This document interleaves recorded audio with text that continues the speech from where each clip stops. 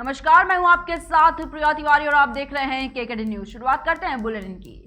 दिल्ली में मंगलवार को 80 पैसे प्रति लीटर की बढ़ोतरी के साथ पेट्रोल 100 रुपए के पार पहुंच गया, जबकि डीजल की कीमत में आज 70 पैसे लीटर का इजाफा हुआ है। कांग्रेस ने पेट्रोल डीजल की कीमतों में बढ़ोतरी को लेकर मोदी सरकार पर निशाना साधा है। कांग्रेस ने कहा कि मोदी सरकार डकैती कर रही है। कांग्रेस ने इसे लेकर ट्वीट भी किया है, जिसमें उसने लिखा, पेट्रोल हो गया है 100 के पार, कर रही डकैती ये सरकार। जानकारी के लिए आपको बता दें कि राष्ट्रीय राजधानी दिल्ली में पेट्रोल की कीमत 99 रुपए 41 पैसे पहुंच गई है। वहीं अब ये बढ़कर 100 रुपए 21 पैसे पहुंच चुकी है। वहीं अगर डीजल की बात करें तो डीजल की कीमत 90 रुपए 77 पैसे प्रति लीटर से बढ़कर 91 रुपए 47 पैसे प्रति लीटर हो गई है।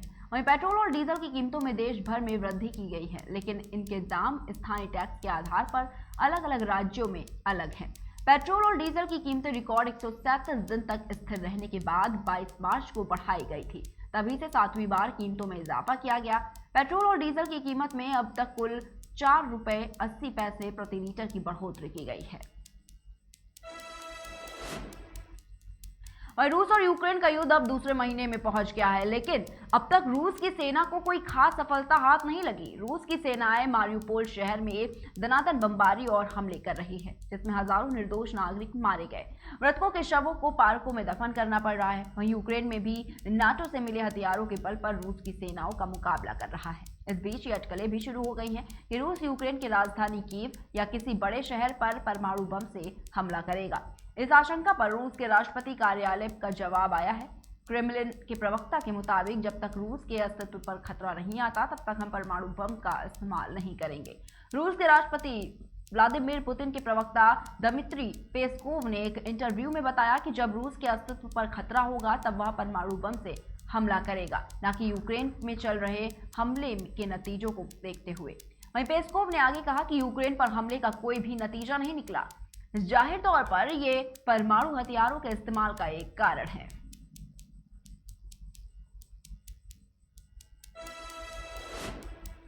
खबर बांदा से है, जहां एजुकेट गर्ल संस्था ने शिक्षकों का सम्मान कार्यक्रम किया और इस सिलसिले में शबनम ने बताया कि उन्होंने शिक्षकों के सम्मान में इस कार्यक्रम का आयोजित किया है, क्योंकि उनके सहयोग से ही एक अच्छे समाज का निर्माण हो सकता है। हम उन्हीं के साथ जुड़कर कार्यरत हैं, जिसकी वजह से स्कूल में बालिकाओं का नामांकन सुनिश्चित हो रहा है। इसके अलावा खंड शिक्षा अधिकारी जगत सिंह ने बताया कि प्राइमरी एजुकेशन जिससे हमारे अध्यापक जोरों से लगे हुए हैं, इसमें गांव से गर्ल्स एजुकेशन पर ज्यादा जोर दिया जा रहा है और इसी कार्य की सराहना करने के लिए हमने इस कार्यक्रम का आयोजन किया है।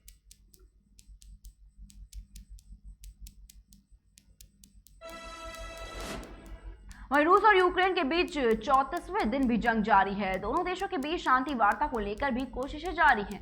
जंग को खत्म करने के लिए संयुक्त राष्ट्र भी अपनी तरफ से प्रयास कर रहा है। संयुक्त राष्ट्र महासचिव एंटोनियो गुटेरस ने सोमवार को कहा कि वो यूक्रेन में युद्ध को समाप्त करने की दिशा में मध्यस्थता के प्रयासों को लेकर भारत, तुर्की, चीन और इजराइल समेत अन्य देशों के साथ करीबी संपर्क में है।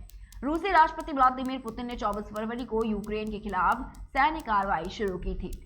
गुटेरेस ने संवाददाताओं से कहा कि मैं ऐसे कई देशों के साथ करीबी संपर्क में हूं जो राजनीतिक समाधान के लिए मध्यस्थता के विभिन्न तरीकों का पता लगाने के वास्ते दोनों पक्षों में उच्चतम स्तर पर बात कर रहे हैं। संयुक्त राष्ट्र महासचिव एंटोनियो गुटेरस ने आगे कहा कि मैं अपने तुर्की मित्रों के साथ बहुत निकट संपर्क में रहा हूं। इसी तरह मैं भारत के साथ ही कतर, इजराइल, चीन और फ्रांस और जर्मनी के साथ भी करीबी संपर्क में रहा। मेरा विश्वास है कि इस जंग को समाप्त करने के लिए परिस्थितियों का निर्माण करने के वास्ते ये सभी प्रयास आवश्यक हैं। ये पूछे जाने पर कि क्या वे सभी देश उनके प्रयास का समर्थन कर रहे हैं, एंटोनियो गुटेरस ने कहा कि मुझे ऐसी उम्मीद है।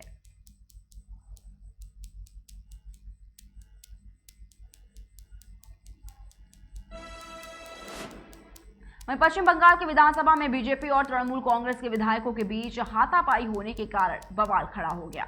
बीजेपी के विधायकों ने दावा किया है कि विधानसभा के अंदर टीएमसी के विधायकों ने पहले उन पर हमला किया है। इस बीच बीजेपी बंगाल के सह प्रभारी अमित मालवीय ने टीएमसी विधायक का वीडियो शेयर किया है, जिसमें वो बीजेपी समर्थकों को धमकी देते हुए नजर आ रहे हैं और बीजेपी को वोट न देने के लिए कह रहे हैं। अमित मालवीय ने चुनाव आयोग से इस वीडियो को शेयर करते हुए इसके आधार पर टीएमसी विधायक चक्रवर्ती पर एक्शन लेने की मांग की है।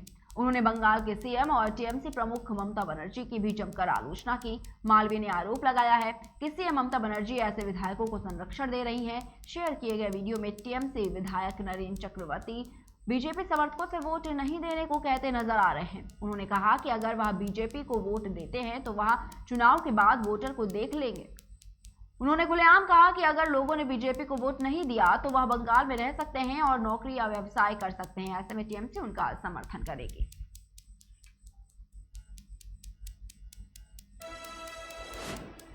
फिलहाल के बुलेटिन में इतना ही। बने रहिए केकेडी न्यूज के साथ।